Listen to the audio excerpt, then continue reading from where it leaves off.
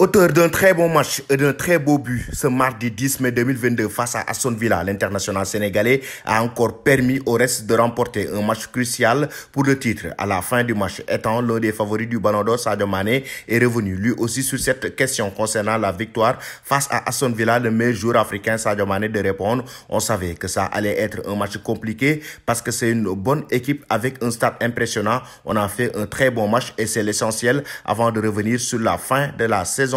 Très serré, le champion d'Afrique a tenu à rassurer ses supporters. C'est le haut niveau. Il faut s'attendre à ce genre de moment. Il faut être costaud mentalement. C'est ce qu'on essaye de faire et on est habitué à ce genre de période. On va essayer de ne pas baisser les bras. Personnellement, j'essaye de contribuer à l'équipe et de prendre du plaisir sur le terrain. Je donne le maximum. Enfin, le sujet du Ballon d'Or a été évoqué par l'international sénégalais. Interrogé sur cette question, le pensionnaire de Liverpool de répondre bonne question. Mais je ne vais pas cracher dessus en humour. Selon vous, chers amis téléspectateurs d'Afrique Sport TV, Sadio Mané mérite-t-il de remporter le Ballon d'Or 2022 ou bien c'est à Karim Benzema de remporter cette distinction individuelle? Nous allons maintenant attaquer l'avenir de Zinedine Zidane qui est annoncé du côté du Paris Saint-Germain, sans club depuis son départ du Real Madrid en fin de saison dernière. Zinedine Zidane serait sur le point de reprendre du service et pas n'importe où puisque la légende tricolore s'apprêterait à reprendre en main un club de Ligue 1 d'après les informations sorties par El Nacional.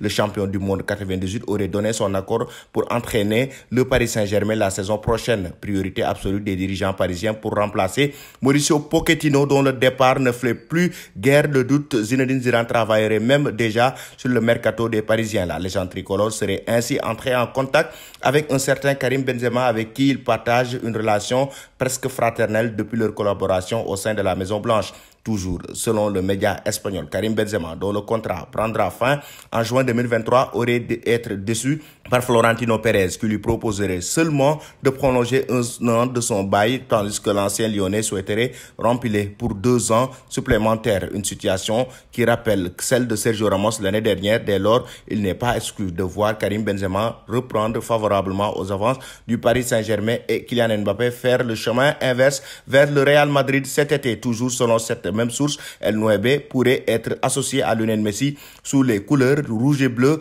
alors que Neymar, Icardi, Angel Di Maria auraient quant à eux été placés sur la liste des indésirables. Une rumeur forcément à prendre avec des pincettes. Selon vous, chers amis, Zinedine Zidane doit-il rejoindre le Paris Saint-Germain ou l'équipe de France?